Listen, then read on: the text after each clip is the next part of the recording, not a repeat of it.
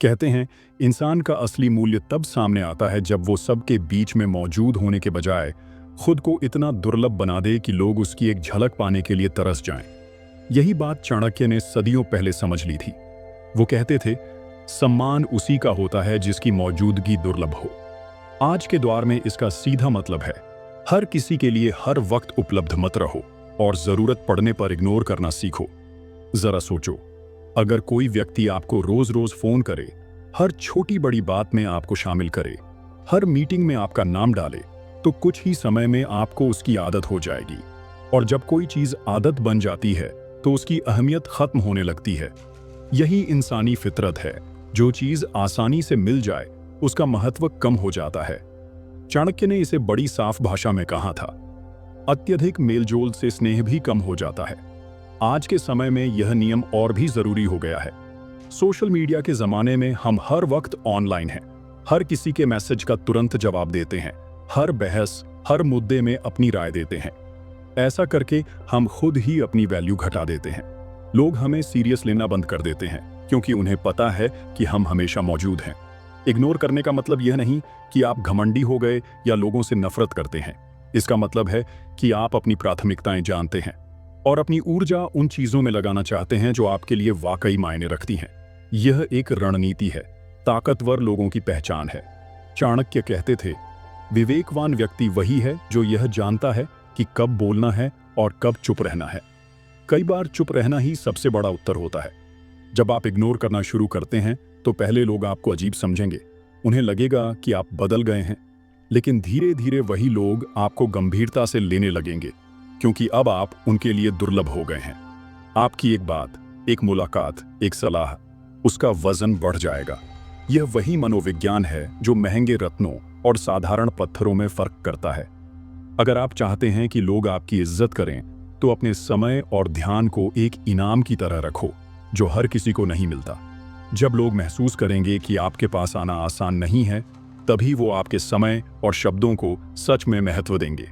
यह पहला कदम है, खुद को ऑलवेज अवेलेबल की कैटेगरी से निकालकर दुर्लभ की कैटेगरी में लाना। लेकिन सिर्फ इग्नोर करना काफी नहीं है। चाणक्य की अगली नीति बताती है कि जब आप खुद को दुर्लभ बना लेते हैं तो अगला कदम क्या है, जिससे आपकी इमेज सिर्फ सम्मानित ही नहीं बल्कि प्रभावशाली भी हो जाए। और यही हम अगले हिस्से में समझेंगे। जब आप खुद को दुर्लभ बनाना शुरू करते हैं और अनावश्यक लोगों व स्थितियों को इग्नोर करते हैं, तो दुनिया आपको नए नजरिए से देखना शुरू कर देती है। लेकिन चाणक्य कहते हैं, यही वो समय है जब आपको सिर्फ चुप रहने से आगे बढ़कर अपने प्रभाव को जमाना होता है। उन्होंने कहा था, मौन रहने वाला व्यक्ति तब तक सम्मानित है जब तक वह बोलता नहीं, लेकिन जब वह बोलता है तो उसके शब्दों में वजन होना चाहिए। इसका मतलब साफ है, इग्नोर करने से आप अपनी वैल्यू बढ़ाते हैं, लेकिन उस वैल्यू को बनाए रखने और बढ़ाने के लिए आपको सही समय पर सही शब्द और सही काम करने होते हैं। अगर आपने महीनों तक चुप्पी रखी और अचानक कोई ऐसी बात कह दी जो बिना सोचे समझे या बेवजह थी, तो आपकी बनी बनाई छवि खत्म हो सकती है। दुनिया का खेल संतुलन का है। चाणक्य के समय में भी राजनीति और दरबारों में ऐसे लोग थे जो हर समय बोलते थे और सबके मामलों में दखल देते थे। उन्हें जल्दी भुला दिया जाता था। लेकिन जो लोग कम बोलते थे, सोच समझकर कदम उठाते थे, उनका प्रभाव सालों तक बना रहता था। इसी को आज के दौर में आप कह सकते हैं, कम बोलो, लेकिन जब बोलो तो ऐसा बोलो कि लोग याद रखें। आपने जब इग्नोर करना शुरू किया तो आपने लोगों में एक तरह की जिज्ञासा पैदा कर दी। अब वे सोचते हैं, ये व्यक्ति क्या सोच रहा है, ये किस बात में व्यस्त है, जब ये बोलेगा तो क्या कहेगा। यही जिज्ञासा आपके शब्दों को और ज्यादा मूल्यवान बना देती है। इस समय आपकी सबसे बड़ी ताकत है कंट्रोल। कंट्रोल अपने शब्दों पर, अपने समय पर और अपनी उपस्थिति पर। एक उदाहरण लो, एक कंपनी में 2 मैनेजर हैं। पहला मैनेजर हर मीटिंग में हर मुद्दे पर राय देता है। दूसरा मैनेजर चुप रहता है, ध्यान से सुनता है और सिर्फ तब बोलता है जब उसे यकीन होता है कि उसकी बात से फर्क पड़ेगा। साल के अंत में कर्मचारियों को लगता है कि दूसरा मैनेजर ज्यादा समझदार है, क्योंकि उसके शब्द दुर्लभ हैं लेकिन असरदार। यही चाणक्य का सिद्धांत है, दुर्लभता प्लस असर अरास प्रभाव।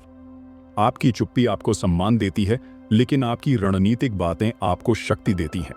और शक्ति ही वह चीज है जिससे आप सिर्फ इज्जत पाने वाले व्यक्ति से आगे बढ़कर एक लीडर, एक मार्गदर्शक और कई बार एक डर का कारण भी बन जाते हैं। लेकिन यहाँ एक सावधानी जरूरी है। जब आप बोलें या कदम उठाएं तो वह सिर्फ अपनी छवि के लिए नहीं बल्कि परिणाम देने के लिए होना चाहिए। चाणक्य कहते थे, कार्य की सफलता ही वाणी और मौन का असली उद्देश्य है। अगर आपकी बात से कोई हल निकलता है, कोई दिशा मिलती है, तो लोग आपकी इज्जत कभी कम नहीं करेंगे। इस तरह इग्नोर करने से मिली वैल्यू को आप सही समय पर बोले गए असरदार शब्दों से गुणा कर सकते हैं। यही वह संयोजन है जिससे आपका नाम सिर्फ लोगों की जुबान पर नहीं बल्कि उनके निर्णयों में भी शामिल हो जाता है। अब सवाल यह है, जब आपकी वैल्यू और प्रभाव दोनों बन चुके हों तो इस पोजीशन को लंबे समय तक कैसे बनाए रखें? चाणक्य की तीसरी नीति इसका जवाब देती है। चाणक्य कहते थे, रहस्य का खुलासा करना अपनी शक्ति को कमजोर करना है। जब आप इग्नोर करके अपनी वैल्यू बना चुके हैं और असरदार बोलकर अपना प्रभाव जमा चुके हैं, तब अगला कदम है अपने संसाधनों, योजनाओं और निजी रहस्यों को सुरक्षित रखना। दुनिया में सबसे ज्यादा नुकसान उन्हीं को हुआ है जिन्होंने अपनी अगली चाल सबको पहले ही बता दी। सोचो, अगर युद्ध के मैदान में सेनापति अपने सैनिकों के सामने ही दुश्मन को अपनी पूरी रणनीति सुना दे तो जीत की संभावना खत्म हो जाएगी। यही नियम जिंदगी और काम में भी लागू होता है। आज के समय में लोग अपने हर प्लान, हर आइडिया और हर कदम को सोशल मीडिया पर डाल देते हैं। इससे होता यह है कि लोग आपके कदमों का अंदाजा पहले ही लगा लेते हैं और या तो आपकी नकल कर लेते हैं या आपके खिलाफ तैयारी कर लेते हैं। चाणक्य ने इस खतरे को बहुत पहले पहचान लिया था। उन्होंने कहा था, जिस काम में सफलता चाहिए उसे गुप्त रखो और केवल परिणाम आने पर ही दिखाओ। अपने संसाधन सिर्फ पैसों या चीजों तक सीमित नहीं होते। आपका ज्ञान, आपकी स्किल, आपके रिश्ते, ये सब आपकी ताकत का हिस्सा है। अगर आपने इनकी जानकारी बिना सोच समझे फैला दी तो ये ताकत दूसरों के हाथ में चली जाएगी। इग्नोर करने और प्रभाव जमाने के बाद लोग स्वाभाविक रूप से आपके बारे में ज्यादा जानना चाहेंगे। वे आपके सोचने का तरीका, आपकी योजनाएं, यहां तक कि आपके निजी जीवन की बातें भी जानने की कोशिश करेंगे। ये जिज्ञासा आपकी शक्ति का हिस्सा है। इसे बनाए रखना जरूरी है। याद रखो, रहस्य 2 फायदे देता है। पहला, लोग आपको कम आंख नहीं पाते क्योंकि उन्हें आपकी असली क्षमता का अंदाजा नहीं होता। दूसरा, आप हमेशा अपने विरोधियों से एक कदम आगे रहते हैं क्योंकि वे कभी नहीं जानते कि आप कब और कैसे वार करेंगे। एक कहानी है कि चाणक्य ने एक बार अपने शिष्य चंद्रगुप्त को कहा, राजा को कभी अपना पूरा खजाना किसी को नहीं दिखाना चाहिए और न ही अपनी पूरी सेना एक साथ मैदान में उतारनी चाहिए। इसका मतलब था, अपनी पूरी ताकत कभी उजागर मत करो, वरना दुश्मन आपको हराने का तरीका ढूंढ लेगा। आज के समय में भी यही सच है। चाहे आप बिजनेस चला रहे हों, नौकरी कर रहे हों या सोशल सर्कल में हों, हमेशा अपने कुछ पत्ते छुपा कर रखो। अपने अगले कदम को सिर्फ उन्हीं लोगों के साथ साझा करो जो भरोसेमंद और जरूरी हों। बाकी दुनिया को बस इतना दिखाओ जितना उन्हें देखना चाहिए। जब आपके पास रहस्य होता है तो लोग आपके बारे में अनुमान लगाते रहते हैं और यही अनुमान आपकी पर्सनालिटी में एक मिस्ट्री जोड़ देता है। यह मिस्ट्री आपकी इज्जत और प्रभाव को और गहरा कर देती है। अब तक आपने 3 बातें सीख ली। इग्नोर करके अपनी वैल्यू बनाना, सही समय पर बोलकर असर डालना, रहस्य और संसाधनों को सुरक्षित रखकर पोजीशन बनाए रखना। लेकिन चाणक्य की नीति यहीं खत्म नहीं होती। एक चौथा और आखिरी कदम है अपनी पोजीशन को और ऊंचा उठाने के लिए सही समय पर निर्णायक वार करना। अगले हिस्से में हम इसी पर बात करेंगे और देखेंगे कि यह स्ट्रेटेजी आपकी इज्जत को स्थायी कैसे बनाती है। चाणक्य की अंतिम नीति, जो आपके इग्नोर, प्रभाव और रहस्य के खेल को मुकम्मल करती है, वह है सही समय पर निर्णायक वार करना। उन्होंने कहा था, असावधान पर आक्रमण करो और सावधान से मित्रता रखो। इसका सीधा मतलब है, जब आपका प्रतिद्वंदी, आपका आलोचक या आपका प्रतिस्पर्धी कमजोर स्थिति में हो, तभी वार करो और वह वार ऐसा हो कि उसे संभलने का मौका ही न मिले। अब तक आपने खुद को दुर्लभ बनाकर, असरदार बोलकर और रहस्य बनाए रखकर अपनी स्थिति मजबूत कर ली है। लोग आपको गंभीरता से लेने लगे हैं।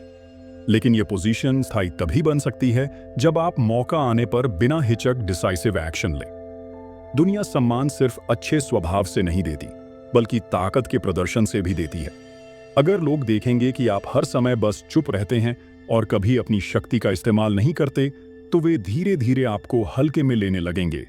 इसीलिए जब सही समय आए तो अपनी क्षमता दिखानी जरूरी है। चाणक्य के समय में यह वार तलवार और रणनीति से होता था। आज के समय में यह वार सही फैसले और सही कदम से होता है। उदाहरण के लिए, अगर आपके काम में कोई लगातार आपको नीचा दिखाने की कोशिश करता है, तो आप तुरंत प्रतिक्रिया नहीं देते। आप इंतजार करते हैं, सबूत इकट्ठा करते हैं, सही समय पर एक मीटिंग में या सही मंच पर उसकी गलती को सामने रखते हैं। इससे एक तो उसका प्रभाव कम होता है और दूसरा, आपकी छवि एक मजबूत, सोच समझकर चलने वाले व्यक्ति की बनती है। निर्णायक वार का एक और पहलू है सही मौके पर अपनी उपलब्धियां सामने रखना। कई बार आप लगातार मेहनत कर रहे होते हैं, लेकिन लोग उसे नोटिस नहीं करते। ऐसे में जब आपने एक बड़ा लक्ष्य हासिल कर लिया हो, तो उसे बड़े प्रभाव के साथ सबके सामने लाना चाहिए। यह भी एक तरह का वार है, क्योंकि यह लोगों की धारणा को बदल देता है और आपकी इज्जत को स्थायी बना देता है। चाणक्य ने चेतावनी भी दी थी, अगर समय से पहले वार करोगे तो हार निश्चित है। मतलब अगर आपने जल्दीबाजी में कोई कदम उठा लिया तो उल्टा नुकसान हो सकता है। इसलिए धैर्य, अवलोकन और सही टाइमिंग, ये तीन चीजें निर्णायक वार का आधार हैं। अब सोचो, अगर आप चारों कदम सही तरीके से अपनाओ, अनावश्यक लोगों और स्थितियों को इग्नोर करके अपनी वैल्यू बनाओ, कम बोलो लेकिन असरदार बोलो, अपने रहस्य और संसाधनों को सुरक्षित रखो, सही समय पर निर्णायक वार करो, तो आप सिर्फ इज्जत ही नहीं बल्कि स्थायी शक्ति और प्रभाव भी पा सकते हैं। लोग आपको हल्के में लेने से डरेंगे और आपकी बात को गंभीरता से सुनेंगे। यही चाणक्य की नीति का असली सार है। अंत में यह याद रखो, सम्मान भी एक तरह का निवेश है। आप जितना सोच समझकर इसमें योगदान देंगे, उतना ही यह आपके लिए लाभदायक होगा। और जैसे चाणक्य ने कहा था, सही समय पर सही कदम उठाने वाला व्यक्ति कभी हारता नहीं। इस तरह लोगों को इग्नोर करो, तभी इज्जत मिलेगी। सिर्फ एक वाक्य नहीं, बल्कि एक पूरी रणनीति है जो आपकी सोच, आपकी छवि और आपकी ताकत तीनों को एक नई ऊंचाई पर ले जाती है।